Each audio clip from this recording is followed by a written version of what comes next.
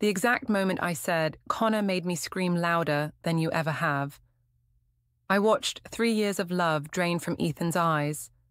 My sweet, patient boyfriend, the man who brought me coffee in bed and never raised his voice, became someone I didn't recognize. He didn't argue back, didn't defend himself, didn't even look hurt. He just left. That was worse than any screaming match.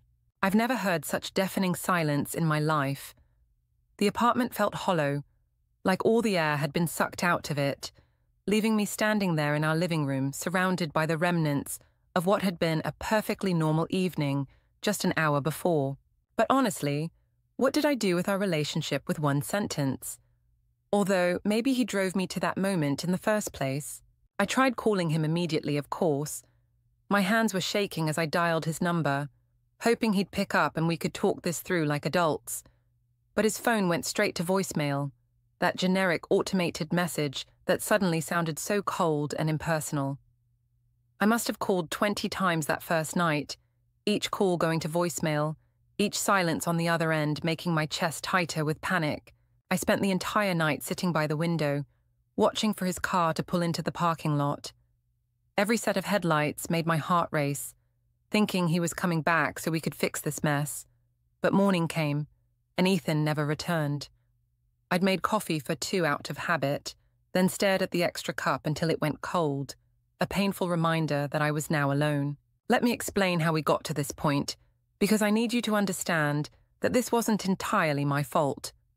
Sometimes relationships are complicated, and people say things they don't mean when they're pushed to their breaking point. I met Ethan at a friend's corporate party not too long ago. He was standing by the bar, nursing a beer, and looking slightly uncomfortable in his button-down shirt and khakis. He was the complete opposite of every guy I'd ever dated, and I thought that was exactly what I needed. After a string of relationships with unpredictable, emotionally unavailable men, Ethan's quiet stability felt like coming home.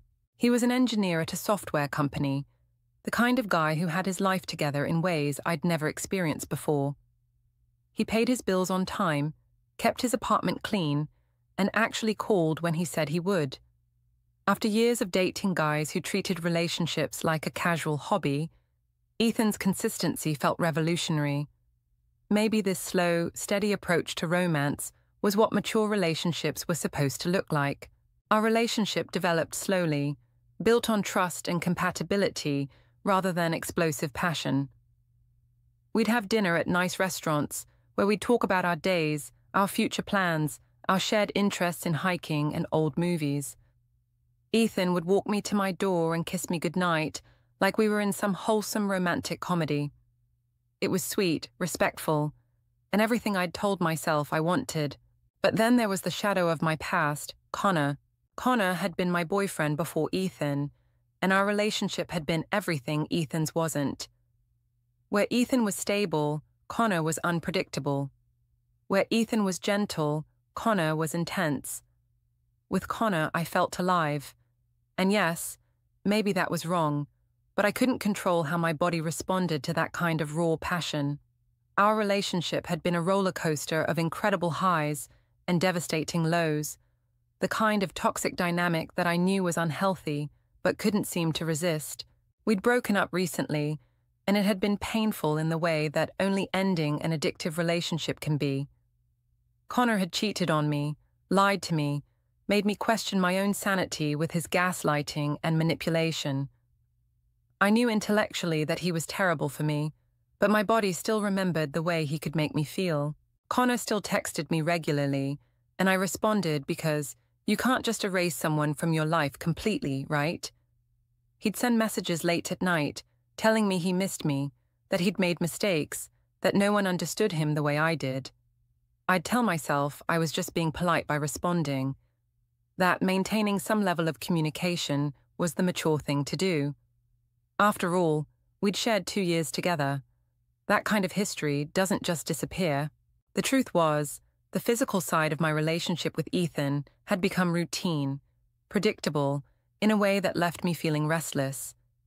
Ethan was a considerate lover, always making sure I was comfortable, always checking in to see if I was enjoying myself. Intimacy with Ethan was like warm hugs rather than fire, and I tried to convince myself that this was normal, that this was what healthy relationships were supposed to feel like. But late at night, when Ethan was sleeping peacefully beside me, I'd find myself remembering the way Connor could make my heart race with just a look across a crowded room. I'd remember the desperate, consuming need we'd had for each other, the way we'd tear each other's clothes off the moment we were alone. With Connor, intimacy had been urgent, necessary, like we might die if we didn't have each other right then and there. I felt guilty for these comparisons, told myself I was being unfair to Ethan. He was giving me everything I'd said I wanted: stability, respect, commitment. He talked about our future together with certainty, making plans for vacations we'd take and apartments we might move into together. Ethan saw us as a team, a partnership built to last. So why did I feel like I was slowly suffocating? The fight that changed everything started over something completely mundane. It was a Friday evening, and I'd suggested we go out to that new cocktail bar downtown that everyone had been talking about. I'd had a long week at work, and I wanted to get dressed up, be around other people, feel young and alive, instead of settling into our usual routine of takeout and Netflix. But Ethan wanted to stay in. He'd had a long week too, he said, and he was looking forward to relaxing at home together. We were turning into an old married couple, and I just wanted a little variety. That's normal, right? I wasn't asking him to skydive or run away to Vegas. I just wanted to go out for a few drinks and remember what it felt like to be part of the world instead of hiding away in our domestic bubble. We went back and forth about it for a while, both of us getting increasingly frustrated. I accused him of being boring, of being content with a life that felt small and limited. He defended himself by talking about the importance of building something stable together, about how relationships required compromise and commitment rather than constant excitement. He kept talking about stability, but does stability mean you have to die of boredom? I wasn't asking for the impossible here. I just wanted my boyfriend to occasionally want to leave the house and do something spontaneous with me. Was that really such an unreasonable request? The argument escalated as I pushed harder, telling him that I felt like we were becoming roommates instead of lovers. I said I missed feeling desired, missed the excitement of not knowing what was going to happen next. Ethan looked hurt and confused, like he couldn't understand why the security he offered wasn't enough for me. That's when I snapped and said it. Those 5 words that I can never take back. Connor made me scream louder. I saw Ethan's face turn to stone the moment the words left my mouth, and I immediately knew I'd gone too far. But you can't unsay something once it's out there. The silence that followed was deafening, stretching between us like a chasm I'd just created with my own stupidity and frustration. Ethan didn't yell. He didn't throw anything or storm around the apartment. He just looked at me with this expression of profound disappointment, like I'd revealed something about my character that he'd never suspected. Then he picked up his keys from the coffee table, grabbed his jacket from the back of the chair, and walked toward the door. I called after him, trying to explain that I hadn't meant it the way it sounded, that I was just frustrated and saying things to hurt him because I felt hurt too. But he didn't stop, didn't turn around, didn't acknowledge that I was speaking at all. The door closed behind him with a soft click that somehow felt louder than if he'd slammed it. In the days that followed, I wrote him countless messages, but only because I wanted to explain.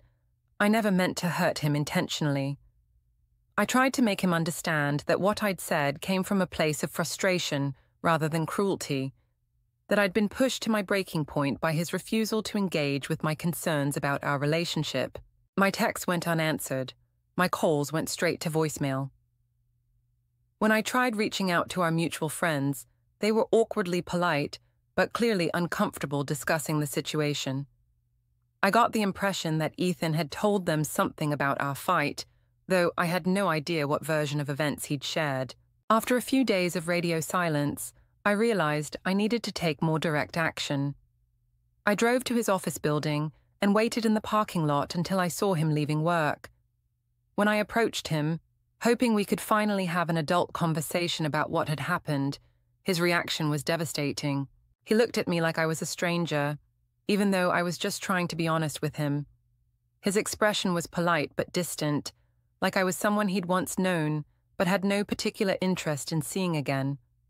When I tried to explain that I'd only said what I did because I was feeling unheard and dismissed, he asked me very calmly to please leave him alone. There was no anger in his voice, no emotion at all, really. That somehow made it worse than if he'd screamed at me or told me he hated me. At least anger would have meant he still felt something. This cold politeness suggested that whatever feelings he'd had for me had simply evaporated. Our mutual friends started taking sides, and it became clear that most of them were siding with Ethan. It turned out that our friends had always liked him better, even though I'd been a good friend to all of them too. I started getting excluded from group plans, receiving fewer and fewer invitations to the social events that had made up the bulk of my social life. I became an outcast in my own social circle, and it's unfair. Everyone makes mistakes, but apparently my mistake was unforgivable in a way that felt disproportionate to what I'd actually done. Yes, I'd said something hurtful during a fight, but don't all couples say things they regret when they're angry? Why was I being treated like I'd committed some kind of relationship crime? The isolation was crushing.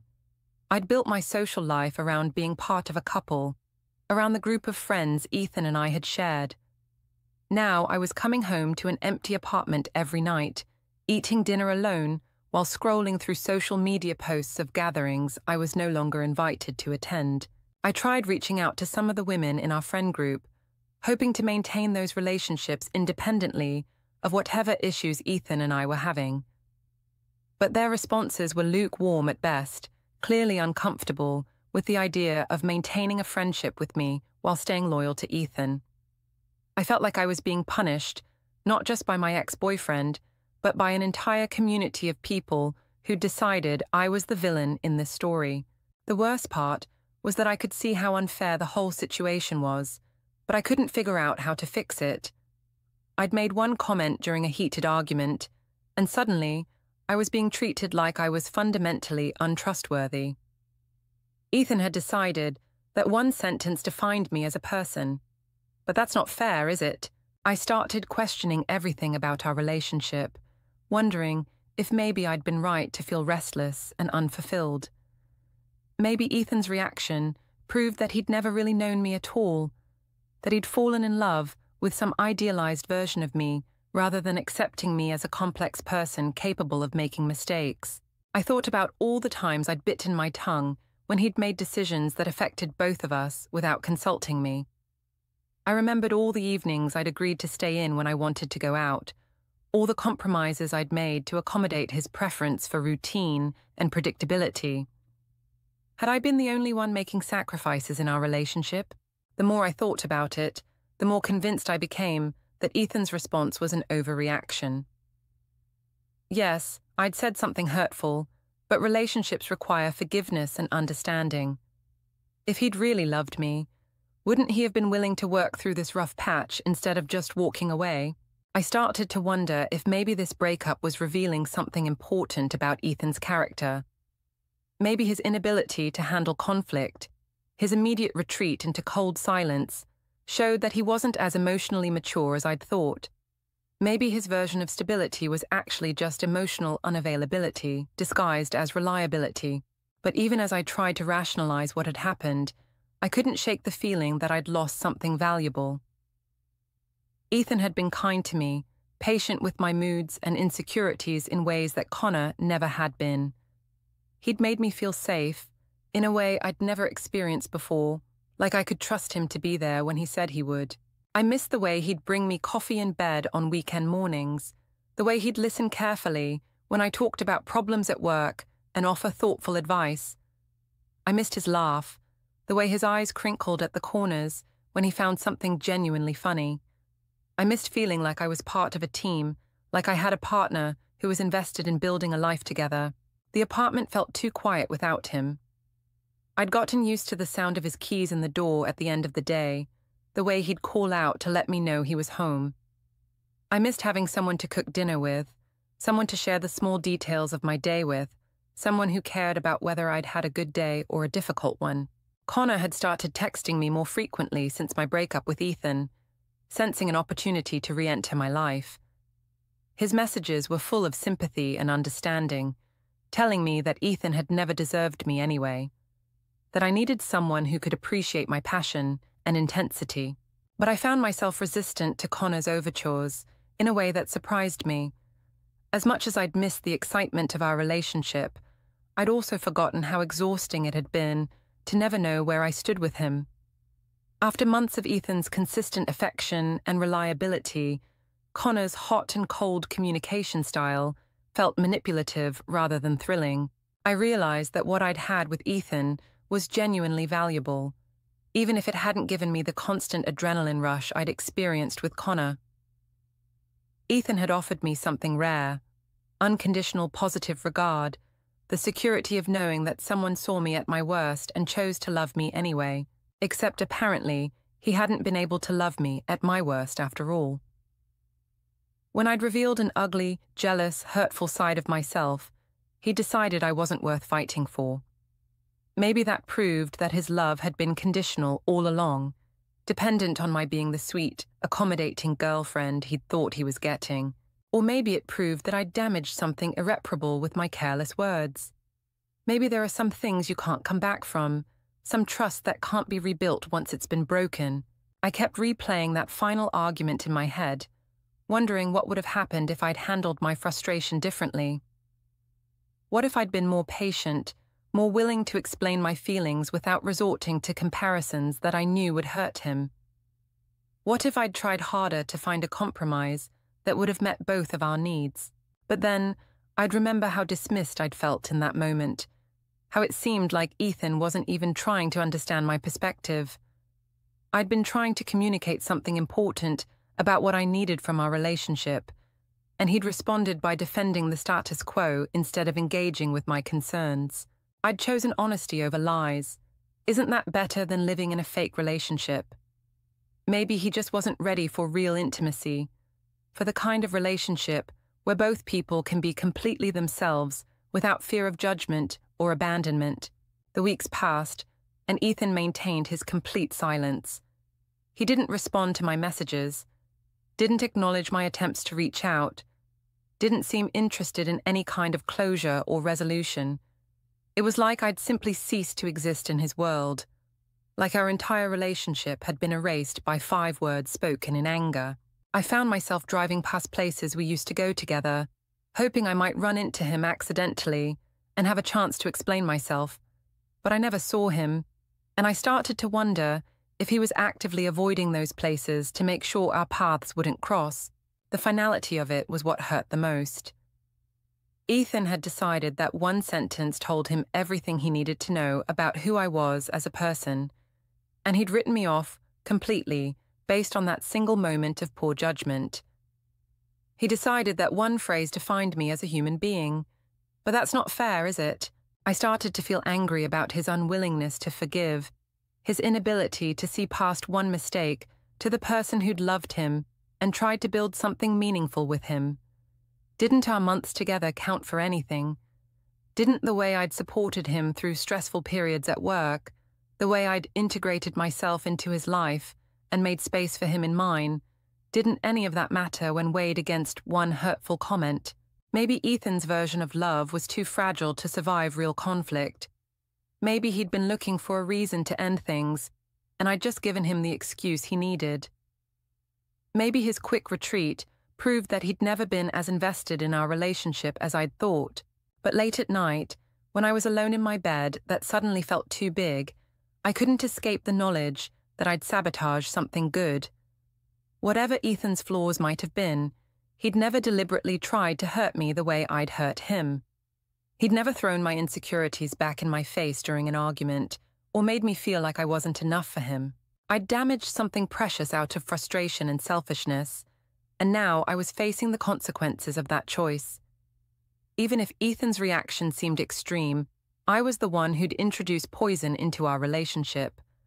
I was the one who'd chosen to wound him in the place where he was most vulnerable, his confidence in his ability to satisfy me. The hardest part was accepting that there might not be a way to fix what I'd broken. In all my previous relationships, fights had been followed by passionate reconciliations, dramatic declarations of love, and promises to do better. But Ethan didn't seem interested in drama or grand gestures. He'd made his decision and moved on, leaving me to deal with the wreckage of my own making. Sometimes I wonder what would have happened if I'd kept my mouth shut that night, if I'd found a different way to express my frustration that didn't involve comparing him to my ex-boyfriend. Would we still be together now, working through our issues like mature adults, or were we fundamentally incompatible in ways that would have become apparent eventually anyway? I tell myself that if Ethan had really loved me, he would have been willing to fight for our relationship instead of just walking away. But I also have to acknowledge that love isn't always enough to overcome the damage we do to each other, intentionally or not. Sometimes the truth causes more pain than lies. 5 words about my past destroyed my present with a man who possibly really loved me. Ethan never came back, and I still wonder what would have happened if I'd stayed silent. Although, on the other hand, isn't it better to be honest than to live in false relationships?